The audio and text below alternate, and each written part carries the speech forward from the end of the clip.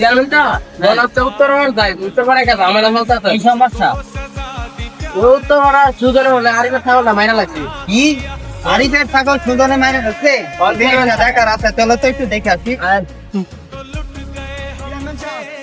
কি সমস্যা হয়েছে তোমার?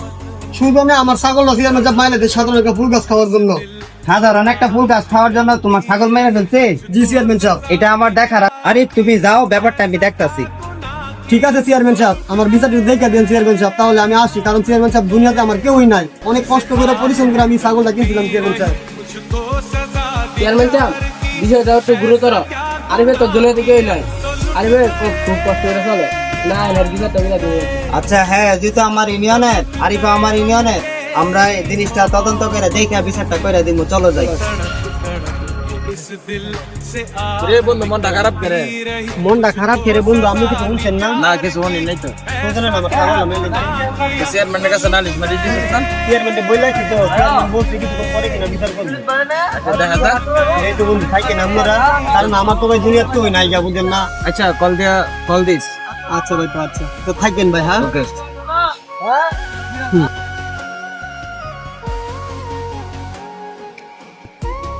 চেয়ারম্যান সাহেব ওই যে সুজনে এই ডাকো তো। সুজন ভাই দাঁড়ান।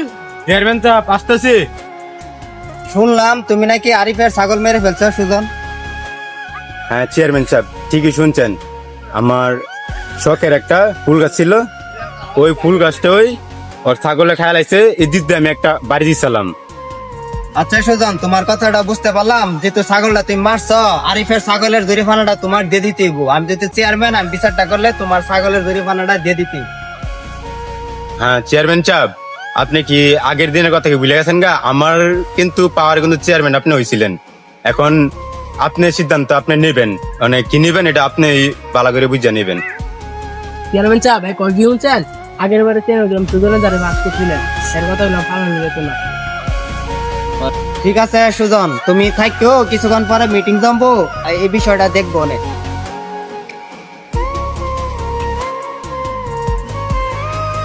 চাচা, ও চাচা, ঘর আছেন? আসিব কিরে তোর কি হইছে? চাচা আপনি শুনছিলেন আমার ছাগলটাতে সুজনে মারি লাইছিল? হয় তোর ছাগলের সুজনের একটা ক্ষতি করছে, এলে সুজনে মারছে। চাচা আপনি তো জানেন আমার দুনিয়াতে বাপ মা বলতে কেউ নাই, আপনি আমার সব। যদি একটু চেয়ারম্যান সাহেব বলছিল কিছুক্ষণ পরে বিচার হবে, যদি একটু থাকতেন। তুই কেমনে ফেস জঙ্গি বাঙ্গা, তোর বিচার মধ্যে আমি নাই, তোর ফেস তুই কে বাঙ্গা। আচ্ছা তো কাকা আসি, ভালো থাকেন।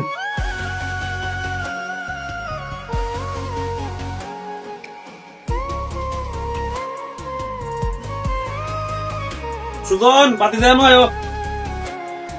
জি কাকা আইতাছি। বাতি যা, তুমি ছাগলটা বাড়িতে মারলা, তুমি হের মারতাল্লা না?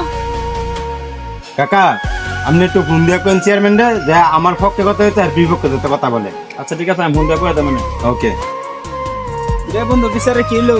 বন্ধু বিচার কিছু হইতে না, চেয়ারম্যান অনেক বইছে, আমার কইতে যাইতাম, আইন নাই তো যাই। আমি ঢাকা যাবো, তুই আমার জানাইস কি বিচার আছে, ঠিক আছে? চেয়ারম্যান একটা ফোন দিয়ে কয়ে দে বিচারটা দে, সুজনের পক্ষে যা, বাতি যা বিপক্ষে যা।